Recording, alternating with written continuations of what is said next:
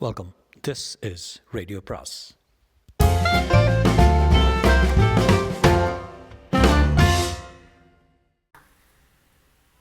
அனைவருக்கும் அன்பு வணக்கம். ஜெயமோகனின் இரவு அத்தியாயம் 11. ஒரு வாரம் கழித்து நான் நீலிமாவிடம் சொன்னேன், நீ அன்று தந்த முத்தத்தை அழிக்காவிட்டால் நான் ஒரு அடி கூட முன்னால் எடுத்து வைத்திருக்க மாட்டேன். அதை ஆங்கிலத்தில் தான் என்னால் சொல்ல முடிந்தது. அந்த மொழி எல்லாவற்றையுமே ஒரு வணிகம் போல ஆக்கிவிடுகிறது என்று பட்டது. அவள் புன்னகையுடன் ஏன் என்றாள். பயமா? நான் பயமில்லை, ஆனால் ஏதோ ஒன்று ஒரு வகையான இந்த தடுமாறி ஆங்கிலத்தில் நான் உன்னை இன்னமும் ஒரு நடைமுறை யதார்த்தமாக புரிந்து கொள்ள ஆரம்பிக்கல. நீ என்னுடைய கனவில் தான் இன்னமும் நிகழ்ந்து கொண்டிருக்கிறாய் என்றேன். எல்லாம் பிரமைகள் என்றாள். உன்னை நான் இதுவரைக்கும் பகல் வெளிச்சத்தில் பார்த்ததே இல்லை என்றேன். ஏன் பார்க்கணும்? பகல் வெளிச்சத்தில் என்ன நடந்துடும்? ஒன்றும் நடக்காது, ஆனால் அது ஒரு யதார்த்தம். இது இது இன்னும் கொஞ்சம் அழகான யதார்த்தம். என்னால் குழப்பம் இல்லாமல் சொல்ல முடியவில்லை.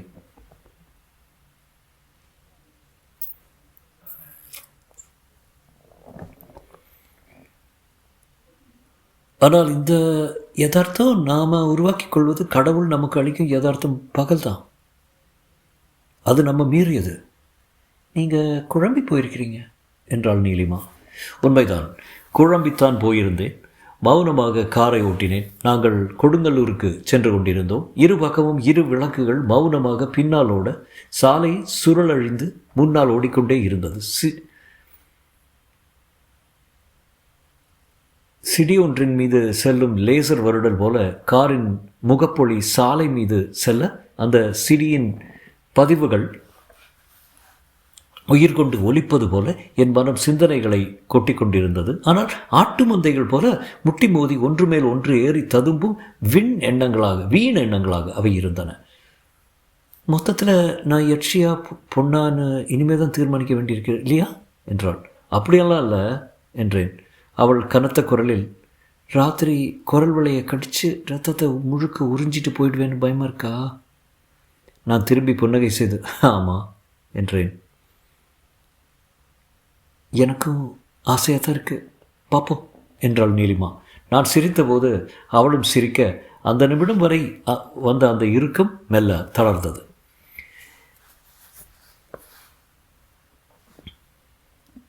நீ ஒரு வலிமையான ஆளுமையாய் இருக்கிறாய். அதுதான் காரணம். வலிமையான பெண்களை ஆண்கள் அஞ்சுவார்கள் என்று மேலும் ஆங்கிலத்தில் சொன்னேன். ஓ கமான், அந்த சில்லி தத்துவ பேச்சை விடுங்க, தமிழில் பேசுங்க. நான் ஓகே என்றேன்.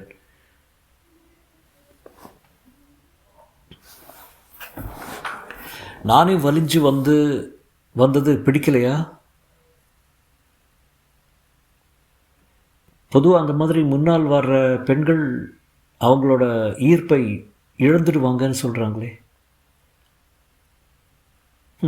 அதெல்லாம் இல்லை என்றேன். அதிலே தான் ஆண்களுக்கு அற்புதமான ஒரு மகிழ்ச்சி இருக்குது. அது ஒரு அற்புதமான ராத்திரி. என் உடம்புல ஒரு நாள் முழுக்க அந்த நிசாகந்தி மனம் வந்துட்டு இருந்தது.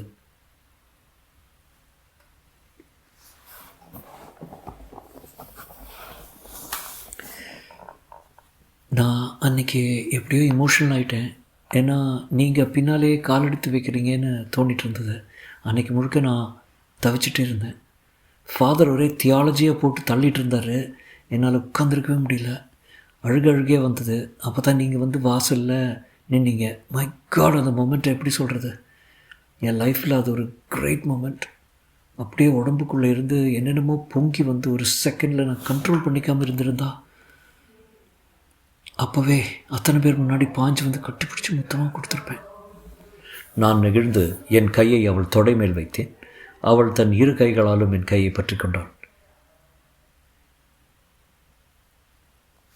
ஆச்சரியம்தான் இல்லை? ஒரு செகண்டில் நரகம் சொர்க்கமாக ஆயிடுச்சு. அதுக்கு முன்னாடி வர நான் ஏன் உயிர் வாழும்னு நினச்சிட்டு இருந்தேன். அதுக்கு பிறகு நான் தான் உலகிலே அதிர்ஷ்டசாலின்னு தோணிட்டுது. நான் பெருமிச்சு விட்டேன். இருவரும் அவரவர் உணர்ச்சி ததும்பல்கள் வழியாக சென்றோம். பின்னர் மீண்டும் இருவருமே பெருமூச்சு விட்டோம். மனம் முழுக்க தித்திப்பு பொங்கி இறுகி நெஞ்சு வலிப்பது போல் இருந்தது. அந்த தீவிரம் மனதுக்கு அதிகம். அத்தனை உவகை மனிதனுக்கு தேவையே இல்லை. அந்த அளவுக்கு மகிழ்ச்சி கொண்டால் மகிழ்ச்சியே அவஸ்தையாக ஆகிவிடுகிறது. நரம்புகள் கனம் தாழாமல் வெடிப்பவை போல ஆகிவிடுகின்றன. நான் கீழே வர விரும்பினேன்.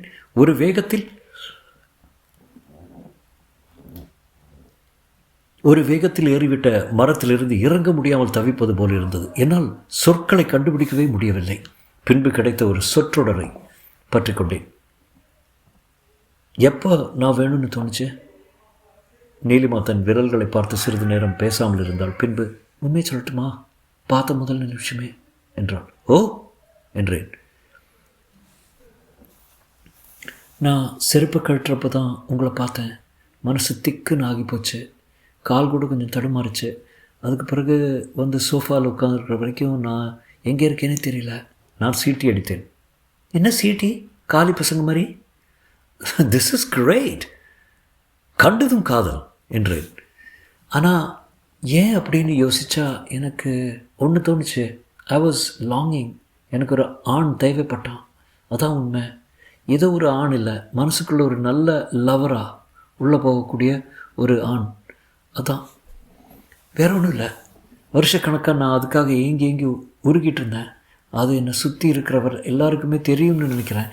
எங்கள் அப்பா, கமலா ஆண்டி, அட்மிரல் எல்லாருமே எவ்வளோ சாதாரணமாக இதை அனுமதிக்கிறாங்கன்னு பார்த்தா தெரியும். எல்லாருமே காத்துட்ருந்தாங்க உங்களை மாதிரி ஒருத்தருக்காக. Yes, I was longing. எதுக்காக என்றேன்.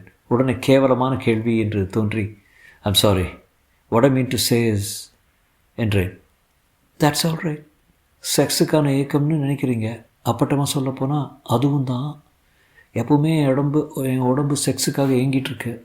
எனக்கு தினமும் அது தேவைப்படுது. எப்போவுமே என் உடம்பு நிலை கொள்ளாமல் பரபரன்னு இருக்கும். எப்போவுமே ரொமான்டிக்காக ஒரு பிரியமான ஆண் கண் முன்னாடி நின்றுக்கிட்டு இருக்கிற மாதிரி. ஆனால் அதுக்கு ஆம்பளை வேணும்னு இல்லை, ஃபேண்டசி போதும். I will do it my self. நான் அவளுடைய வெளிப்படைத்தன்மையை எப்போதுமே பிரமிப்புடன் பார்த்து கொண்டிருந்தேன். என்றாலும் அப்போது ஸ்டீரிங்கை பிடித்திருந்த என் கைகள் மெல்ல நடுங்கின. ஆனால் இது அதுக்காக இல்லை. எனக்கு இமோஷனலாக ஆண் தேவைப்பட்டான். ஸ்பிரிச்சுவலாக என்னால் தனியாக இருக்க முடியல. அதை விட சரியாக சொல்லணும்னா, தனியாக இருக்கிறேங்கிற நினைப்பை தாங்கிக்க முடியல. அதான், அதுக்காகத்தான்.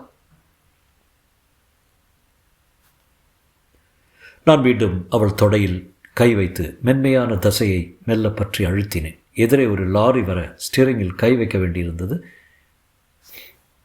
நீங்கள் எப்படி இதை புரிஞ்சுக்கிறீங்கன்னு தெரியல. ஆனால் எப்படி சொல்கிறது, என்னால் இந்த ராத்திரியை தனியாக தாண்ட முடியல.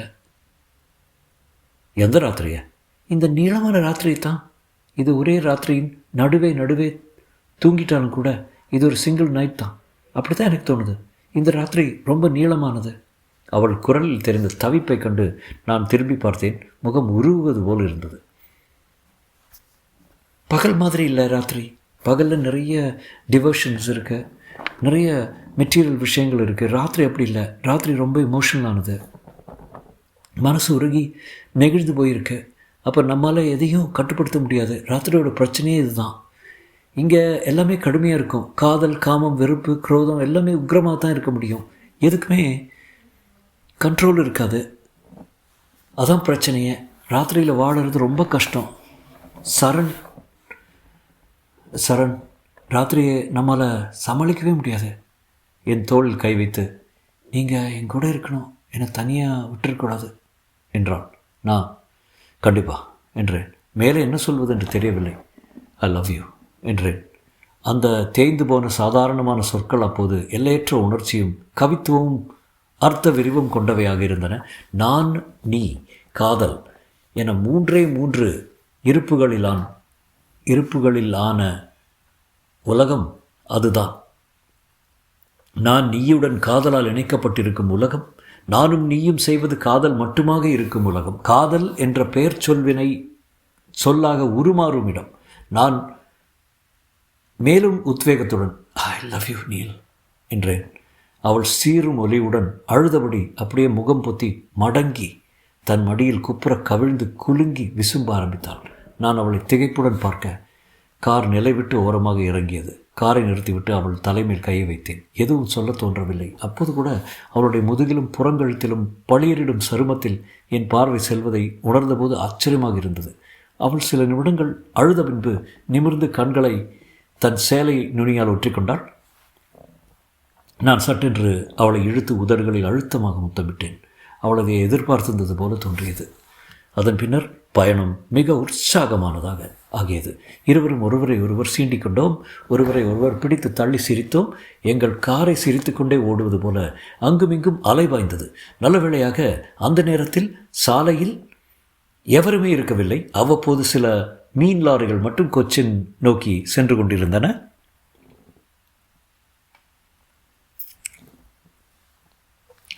பாலத்தின் போது மீது சென்றபோது நான் காரை நிறுத்தி கதவை திறந்து வெளியே பார்த்தேன். மெழுகு ஓவியம் போல நீரில் பிரதிபலித்த தென்னை மர கூட்டங்களும் தெரிந்தன.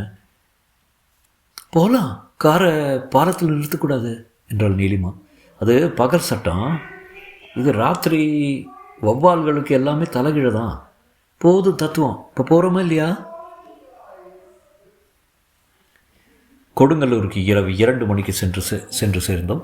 ஏற்கனவே 10-15 கார்கள் பெரிய அரசமரத்தடியில் நின்றிருந்தன. ஒரே ஒரு டீ மற்றும் வெற்றிலைப்பாக்கு கடை மட்டும் திறந்திருந்தது.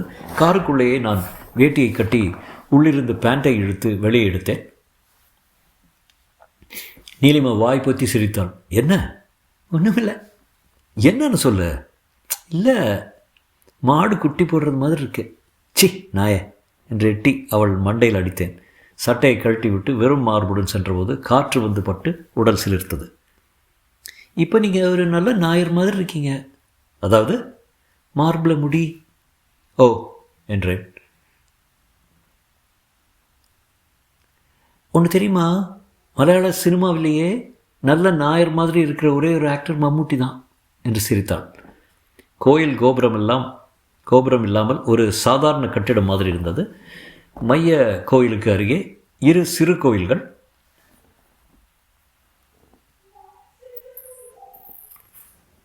ஆலமரத்தில் கீழிருந்து சென்ற ஒளி இலைகளில் ஆடியது.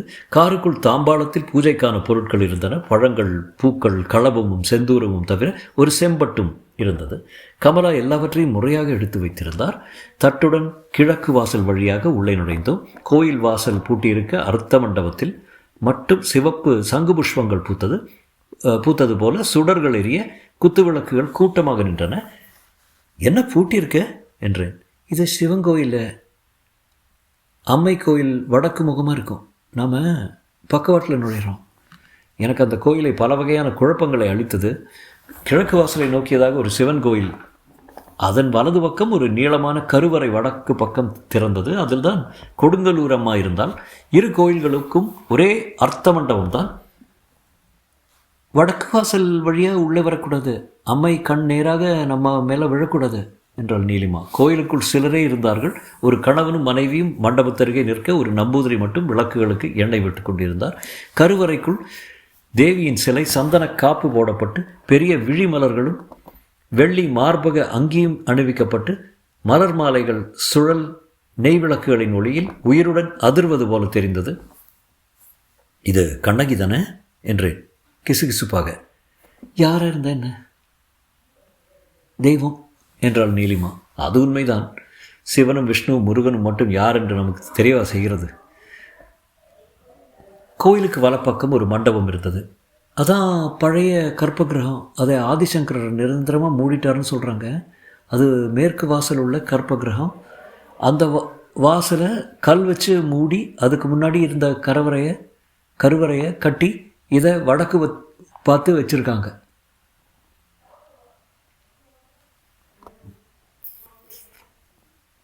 உள்ளே பார்க்க முடியுமா என்றேன். முடியாது, உள்ள ஸ்ரீசக்கரம் இருக்கிறதா நம்பிக்கை என்றான். உள்ளே இருந்த நம்பூதிரி கணீர் என்று மென்குரலில் மந்திரங்களை சொல்லிக் கொண்டிருந்தார். தீப ஒளியில் விழிமலர்களின் வளைவில் பட்ட ஒளி நடுவிழி போல மலர அம்மன் அந்த உச்சரிப்பை கேட்டுக்கொண்டிருப்பதாகப்பட்டது. மேலும் சிலர் வந்து கருவறை முன் குழுமினார்கள். ஆண்கள் அனைவரும் சட்டை இல்லாமல் இருந்தது ஒரு வித்தியாசத்தை உருவாக்கியது. குழந்தைகளே இல்லை. அனைவருமே ஒரு விதமான மௌனத்துடன் தங்களுக்குள் மூழ்கியவர்கள் போல நின்றிருந்தார்கள். காற்று கோயிலை வளைந்து வந்து என்னை தழுவி கடந்து செல்ல ஆடும் சுடர்களில் மண்டபம் திரைச்சீலை ஓவியம் போல அசைந்து நெளிந்தடங்கியது. சுற்றி வர வேண்டாமா என்று மெல்ல கேட்டேன். இங்கே சுற்றி வரக்கூடாதுன்னு ஐதீகம் என்றாள் நீலிமா. கோயிலின் வலப்பக்கத்தில் இருந்து மெலிந்த கரிய உடல் கொண்ட ஒரு வயோதிகர் பெரியதோர் நார்பெட்டியுடன் வந்தார். அது நிறைய பச்சை மட்டை கீற்றுகளில் வெண்துணி சுற்றி தேங்காய் எண்ணெய் ஊற்றப்பட்ட பந்தங்கள் இருந்தன. மண்டபத்தின் 4 மூலைகளிலும் 4 பந்தங்களை நட்டுவிட்டு சென்றார். இருவர் அவருடன் சேர்ந்து கொள்ள அவர்கள் கோயிலின் வெளி வளைப்பில் இருந்த ஏராளமான சிறு சிறு தெய்வ சந்நிதிகள் முன்னின்று 3 பந்தங்களை நட்டார்கள். சங்கு ஒலிக்க நம்பூதிரி கருவறை கதவை மூடினார். உள்ளே என்ன பண்ணுறாரு என்று. இங்கே எல்லாருமே தாந்திரிக பூஜை தான், எல்லாமே உள்ள நிறைய சைகைகள் எல்லாம் உண்டு. ஒரு காலத்தில் இங்கே நரபலி எல்லாம் கூட கொடுத்துருக்காங்க. எங்கள் அப்பா சின்ன வயசில் இங்கே ஆடு கோழியெல்லாம் அறுக்கிறத பார்த்துருக்காரு என்றாள் நீலிமா. நம்பூதிரி அறுப்பாங்க? இவங்க நம்பூதிரி இல்லை, இவங்களுக்கு அடிகள்னு பேர். ஒருவர் எங்களை பார்க்க நாங்கள் பேச்சை முடித்து கொண்டோம். சட்டென்று சங்கொலியும் மணியோசையுமாக கதவுகள் திறந்தன. உள்ளே தேவி தகதகவென்று எழுந்து கூத்தாடுவது போல் இருந்தது. இருபக்கமும் நெய்ப்பந்தங்கள் கூவும் சேவல் போல தலை சொடுக்கி எம்பின. அடிகள் கையில் ஒரு நெய்ப்பந்தத்துடன் வெளியே வந்தார். அந்த பந்தத்தில் இருந்து நெருப்பை கொளுத்தி கொண்டு சென்று எல்லா பந்தங்களையும் பற்ற வைத்தார்கள். மொத்த கோயில் வளாகமும் தீக்கொழுந்துகள் பதாகைகள் போல பறக்க தங்கள் நிழலுடன் இணை சேர்ந்து நடனமிட ஆரம்பித்தது. அடிகள் பந்தங்களுடன் செல்ல பின்னால் அனைவரும் வணங்கியபடி சென்றார்கள். மேற்கு வாசலில் இன்னொரு அர்த்த மண்டபம் இருந்தது. ஒரு மாபெரும் கண்டாமணி அதில் இருளுக்குள் தொங்கியது. ஒரு காலத்தில் மேற்கு வாசல் தான் பிரதானமாக இருந்திருக்கிறது. அம்மன் மேற்கு நோக்கி கோயில் கொண்டிருந்த காலம் இப்போது நிரந்தரமாக மூடப்பட்டிருந்தது. அதன் முன் இடுப்பளவு உயரமுள்ள சுவரால் வளைக்கப்பட்ட சதுர பகுதியில் நிறைய சிறு கல் பிரதிஷ்டைகள், அவற்றுக்கெல்லாம் பந்தங்கள் வைக்கப்பட்டிருந்தன. 3 அடி உயரமான ஒரு சிலை செங்களபம் சார்த்தப்பட்டு சதையாலானது போல உருவம் மழுங்கி நின்றது. அதன் முன்பு கொண்டு வந்த பந்தத்தை நாட்டிய பின் அடிகள் கைகளால் சைகள் ஓம் ஹ்ரீம் பட் என்று மந்திரங்கள் சொன்னார். சிலைக்கு முன் செந்நிறமான மலர்களும் தாம்பாளத்தில் குவியலாக அரிசி மாவும் இருந்தன. நான் மெல்ல, இது என்ன தெய்வம் என்றேன். இதுவா, இது நான் தான் என்றாள் நீலிமா. விளையாடாத. சத்தியமா, எங்கள் அம்மாவுக்கு 3 அபார்ஷனுக்கு பின்னாடி இங்கே வந்து வேண்டிக்கிட்ட பிறகு தான் நான் பிறந்தேன். அதான் எனக்கு இந்த தேவியோட பேர் வச்சாங்க. இது நீலி. நான் அந்த செக்கச்சி வந்த சிலையே பார்த்தேன். கண்கள், மூக்கு, முலை எதுவும் இல்லாத உருவம். ஒரு செம்பட்டை அழுத்தமாக மூடியது போல. ஆனால் பார்த்திருக்கவே அது உருவம் கொண்டது. கண்கள் தெளிந்தன. புன்னகை கூட தெரிவது போல் இருந்தது. இவளுக்கு வனமாலான்னு ஒரு பேர் உண்டு. இந்த கோயில் வளைப்புக்குள்ளே 108 பரிவார தேவதைகள் உண்டு. இவள் தான் தலைவி என்றாள் நீலிமா. அடிகள் உரத்த குரலில் மந்திரங்களை கூவியபடி பலியாபிக்க ஆரம்பித்தார். எங்கோ ஒரு முரசு வீம் வீம் என்று அதிர ஆரம்பிக்க கண்டாமணி இணைந்து கொண்டது. அந்த அதிர்வின் ஒளி பிரதிபலிப்பாக இருந்தது பந்த வெளிச்சம். நீலியின் செக்கச் சிவந்த சிலையும் ஒரு கனத்த தீச்சுடராக ஆனது போல உணர்ந்தேன். தொடரும்.